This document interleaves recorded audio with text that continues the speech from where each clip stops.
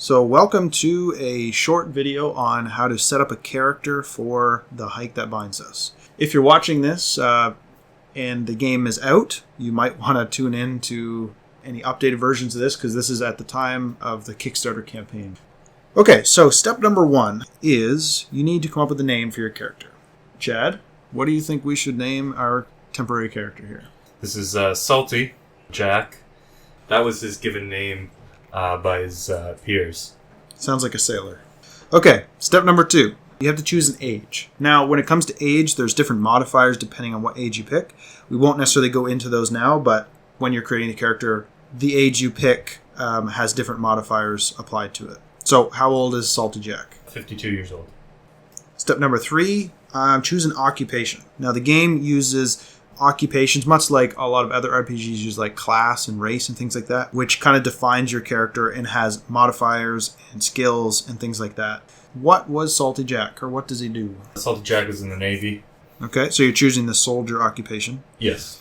So step number four is you get to come up with your backstory. And there's basically two main components that you need to fill out. And basically the first one is where, which is kind of like where did you come from? So where did Salty Jack come from? He's retired now, so he's looking to make roots after his military career. So, and originally he's of the Hill people. So the Hill people. The Hill people. So he's where do those people reside? The in hills. Reality, in hills. Okay. So the next section is how. So how did you get to this trail? Salty Jack's been traveling by foot mostly, hitchhiking around the country. I guess he's looking for that perfect secluded part of nature, just to live off the land and that. So he's been hiking the whole time to get to this trail. Cool. And then there's a special skills section. And so basically what this is you get to choose a special skill that has a modifier to it. And obviously you have to approve your special skill with the trail guide, who's monitoring the game. But in general, you can pretty much pick anything. So what's a special skill that old Salty Jack has? So I was going to say Salty Jack, he was a cook in the Navy. As his special skill, he'd have +1 to fish type rolls. Next section is step number 5, which is the hiker's badge. Now, we call this the graffiti of the forest. Your gang sign, your stamp in the wilderness, whatever you want to call it. And this is the thing that, when you're bored at night around the campfire, you kind of carve your little symbol into the tree beside you. It's your mark. The hiker's badge can be anything you want. It doesn't really have much relevance in terms of gameplay, other than it's just kind of a chance to express yourself artistically, if you are into that sort of thing. So that'll be a symbol like Salty Jack. Obviously, he's got the hipster Navy tattoos, so he's going to go with the classic anchor. Nice.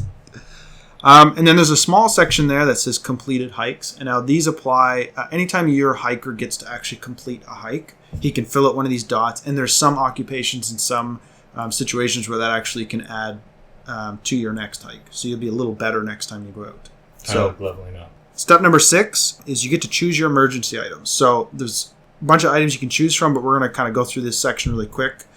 So what are the 3 items that Salty Jack is going to have along as emergency items? Well, being a thoughtful, well-prepared man, he had brought flint, a knife, and a first aid kit.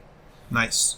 Emergency items are, you think of them as kind of like your quick pocket access items. So they don't really necessarily add to your backpack weight, so to speak. They're just more kind of like easy access items. Your backpack items, which is step number 7, are a little bit more important in terms of how you choose them and your weights and that sort of thing.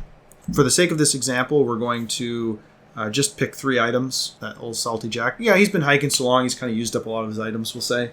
So, what 3 items is he going to take along? Well, again, as a chef, he's got his small iron pot, water container, and rope. So your backpack ultimately will be full of items when you go, or it doesn't have to be, but likely be more full of items. And depending on how heavy your backpack actually adds up to, there's modifiers at the bottom that, if you have a light backpack that helps you, if you have a heavy backpack that hurts you, and then there's a limit to how much you can actually carry.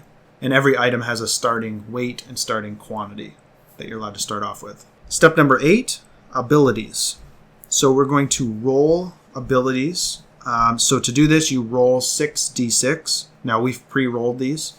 But basically, you roll 6d6 and you take away your 2 worst results. And then you apply those rolls to your abilities. So the abilities are your stamina, your survival, your strength, and your morale. Each of these have different advantages in the game. And so depending on your character and depending on how you want to act as a player in the game, you might adjust these accordingly. So what are you going to go with for your setup? Well, I actually had a really decent roll when I was doing this. I had 2 6s, a 4, and a 3, so... Looks like you decided to put in 6 on stamina, 6 on survival, 3 on your strength, and 4 on morale.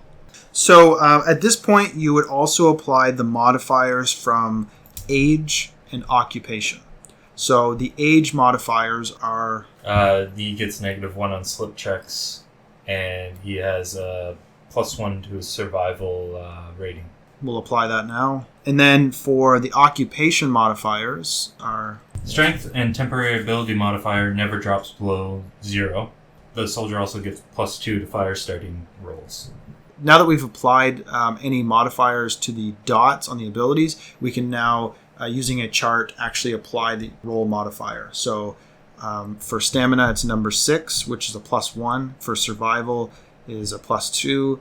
And then strength and morale are both 0. And those will, there's a temporary mod slot, which depending on like if you're injured, things like that, that'll become your new modifier temporarily. Or another example would be if your backpack is really light, you get a temporary modifier to your strength. Exactly.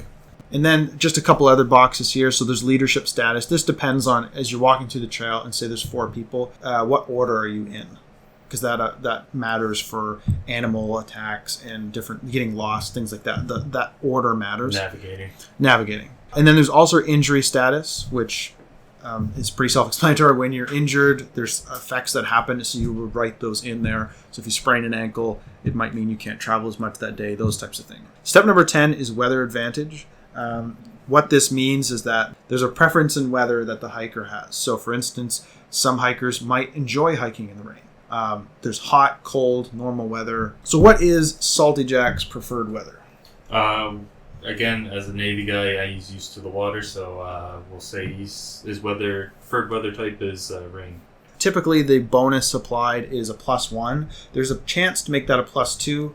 When you go through the steps, when you're playing the game, you'll get to see how you do that. Step number 11 is you fill out your calories and your hydration. And you have a completed character.